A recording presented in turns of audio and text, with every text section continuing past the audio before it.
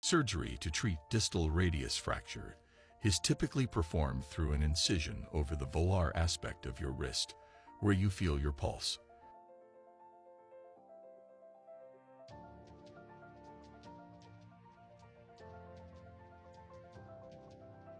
This allows full access to the brake.